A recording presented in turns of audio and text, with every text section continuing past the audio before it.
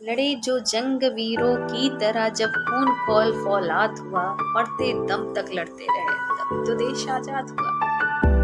तकरीबन 75 साल से हम लोग आजाद हिंदुस्तान में सांसें ले रहे हैं, या यूं कहें कि हमें आजाद हुए 75 साल। उजाले की कीमत का एहसास किसको हो सकता है? जिसने अंधेरा देखा हो। और जिसने अंधेरा देखा नहीं, अंधेरे की घुटन को महसूस नहीं किया, वो उजाले की कीमत का एहसास कैसे कर सकता है?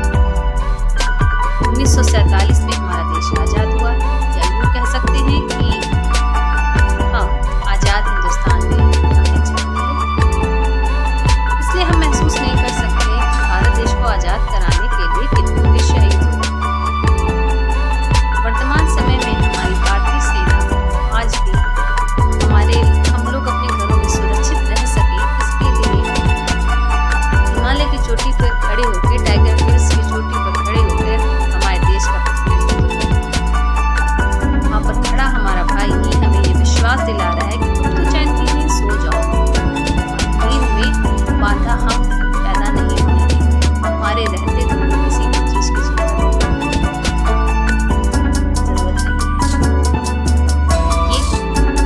उन्होंने हमको विश्वास दिया, और वो विश्वास उन्होंने किस दम पर दिलाया है? अपने परिवार के द्वारा। और वो अपने परिवार से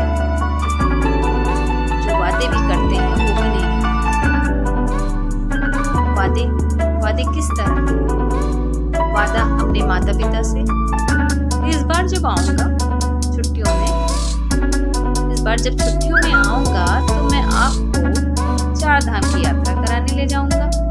वादा अपनी पत्नी से, इस बार जब छुट्टियों में आऊंगा तो कश्मीर से तुम्हारे लिए पश्मीना शॉल लेके आऊंगा। वादा अपनी बहन से कि इस बार मैं तो रक्षाबंधन यही मनाऊंगा।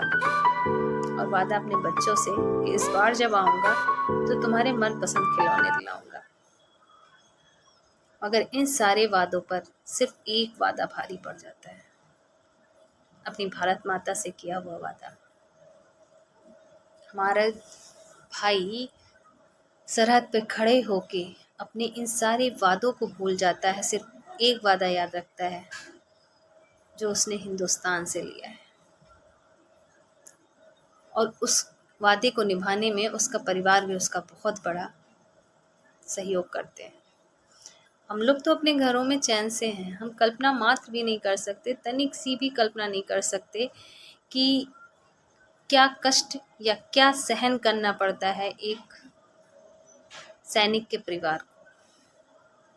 यदि वो वहाँ सरहद पे खड़े होकर हमारे देश की रक्षा कर रहा है तो उसका परिवार उसको ये विश्वास दिला रहा है कि तुम वहाँ पर खड़े होकर देश की रक्षा करो, यहाँ हम सब लोग अच्छे हैं, हमें किसी भी तरीके का कष्ट नहीं है। ये उसका जज्बा है, ये उसके परिवार का जज्बा है जो उसे विश्वास दिलाता है कि तुम वहाँ पर खड़े होके लड़ो। और यदि इस तरह से वो भारत माता की सेवा करते हुए यदि बाई चांस कभी शहीद हो जाता है तो ये उसका परिवार ही है जो अपने एक बेटे को गंवाने के बाद भी अपने दूसरे बेटे को सेना में ही भर्ती कराता है। वो अपने देश के प्रति उनके परिवार का जो स्नेह है, जो प्यार है, वो इस बात से निकल के आता है कि ये नहीं है कि मैंने अपना एक बेटा गंवा दिया देश की सेवा में तो मैं अपना दूसरा बेटा नहीं भेजूंगा। वो अपना दूसरा बेटा भी देश की सेवा में लगा देते हैं। सैल्यूट है ऐसी भारतीय सेना को, ऐसी हमारी तीनों सेनाओं को जो अपने घर परिवार, अपनी फैमिली सबको छोड़ के हमारे देश की रक्षा के लिए अग्रसर हैं। जय हिंद, जय भारत।